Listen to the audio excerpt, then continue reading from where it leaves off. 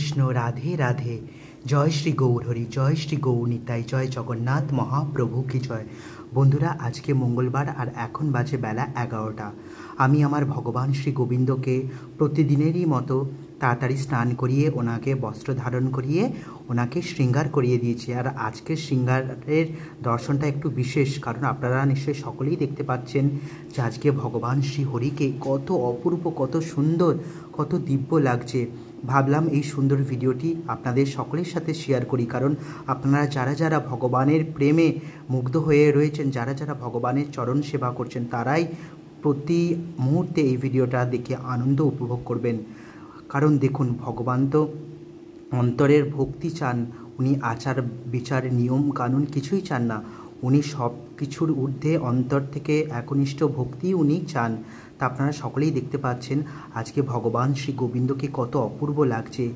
ভগবান যেই মালাটি আজকে পরে আছে কদম ফুলের মালা, কারণ এই সময় তো কদম ফুল হয়, তাই সেই কদম ফুল দিয়ে ভগবানকে এই সুন্দর মালাটি আমি প্রস্তুত করিয়ে ওনাকে ধারণ করিয়ে দিয়েছি। আর পাশের বাড়ির দুটো বাচ্চা ছেলে, দুটো বাচ্চা মেয়ে সকালবেলা এই ফুলগুলো এনে আমাকে দিয়ে বলছে, দাদা ভগবান শুনেছি কদম ফুল খুব পছন্দ করেন, কদম গাছের নিচে বসে উনি বাঁশি বাজান, তাহলে এই ফুলগুলো দিয়ে ভগবানের জন্য একটা সুন্দর মালা তৈরি করে ভগবানকে শৃঙ্গার করিয়ে দিও, পরে এসে আমরা সকলে মিলে দেখে যাব আর ভগবানের ভোগ প্রসাদ পেয়ে যাব। আমি বলছি অবশ্যই আসবে ভগবানের ভোগ প্রসাদ পেতে, কারণ ভগবানের প্রসাদে তোমাদের সকলের দুর্ভোগ দূর হয়ে যাবে। আর ওদের কথা মতো আমি ভগবানের জন্য এই সুন্দর দুটো মালা গেঁথে প্রস্তুত করে ভগবানকে ধারণ করিয়ে ভগবানের শৃঙ্গারটি আমি কমপ্লিট করে দিয়েছি। দুটো ভগবানের জন্য মালা গেঁথেছি, একটা হচ্ছে ছোট মালা যেটা ভগবানের বুক অবধি রয়েছে, আর একটা বড় মালা গেঁথেছি যেটা ভগবান শ্রী গোবিন্দের চরণ অবধি রয়েছে। আর একটা যেটা ছোট মালা গেঁথেছিলাম সব রকম ফুল দিয়ে, সেটা আমি ভগবানের মস্তকে ধারণ করিয়ে দিয়েছি। কত অপূর্ব, কত সুন্দর, কত দিব্য লাগছে না ভগবানকে। সত্যি সব কিছু প্রভুরই লীলা। আর আমি কিছুদিন ধরেই ভাবছিলাম যে যদি কদম ফুল দুটো পেতাম তাহলে প্রভুর চরণে দিতাম। আর কালকে সত্যি আমি দুটো কদম ফুল পেয়েও ছিলাম, বাচ্চারা এনেই দিয়েছিল, কিন্তু জানতাম না যে আজকে ওরা আমাকে এত খুশি করে দেবে। আমি কদিন ধরেই ভাবছি যে কিছু যদি কদম ফুল থাকতো তাহলে ভগবানকে সুন্দর করে একটা মালা গেঁথে আমি পরাতাম। আর সত্যি সব কিছু ওনারই কৃপা, ওনারই লীলা। আর উনি আমার মনের ইচ্ছাটা এত তাড়াতাড়ি যে পূর্ণ করে দেবেন বলে আমি স্বপ্নেও ভাবতে পারিনি।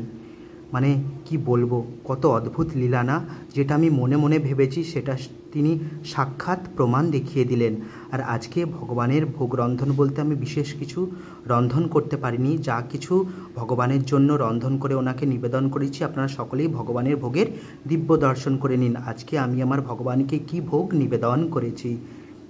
তো বন্ধুরা, আজকে আমি আমার ভগবানের জন্য রন্ধন করেছি হচ্ছে, এখানে তো আছে অন্ন, তুলসীপত্র, আছে বেসনের বড়া, আছে পটল ভাজা, আজকে দুটো মাত্র পটল ভাজা, কারণ হচ্ছে বাড়িতে কোনো সবজিই নেই, আর আছে আলু ভাজা, সাথে আছে আমার প্রিয় রাধারানীর সবথেকে প্রিয় সবজি কচু, গাঁটি কচু আর আলু দিয়ে একটা গামাখা তরকারি, সাথে করেছি বেসনের বড়া করে আলু দিয়ে একটা গামাখা তরকারি, আর সাথে মুগের ডাল, আর সাথে আছে জল ও তুলসীপত্র। এটা দিয়েই আজকে আমি আমার গোবিন্দ ভগবান শ্রীহরিকে ভোগ নিবেদন করেছি। আপনারা সকলে ভগবানের ভোগের দিব্য দর্শন করুন, কারণ ভগবানের ভোগের দিব্য দর্শনেই আপনাদের জীবনের সমস্ত দুর্ভোগ কেটে যাবে। আর আজকে ভগবান শ্রীকৃষ্ণকে কত অপূর্ব, কত দিব্য, কত সুন্দর লাগছে অবশ্যই আপনারা কমেন্ট করে আমাকে জানাবেন। দেখুন কত অপূর্ব লাগছে না, সাক্ষাৎ যেন দাপর যুগে যেমন ভগবান কদম বৃক্ষের নিচে বসে বাঁশি বাজাতেন, তেমনই যেন রূপটা আজকে ফুটে উঠেছে। দেখুন কি অদ্ভুত, কি অপূর্ব লাগছে। আজকে মনে হচ্ছে সর্বসময় ভগবানকে দুপুরবেলা না শয়নে দিয়ে ভগবানের এই রূপ যেন সদা সর্বদা যেন পরোক্ষভাবে দর্শন করতে পারি।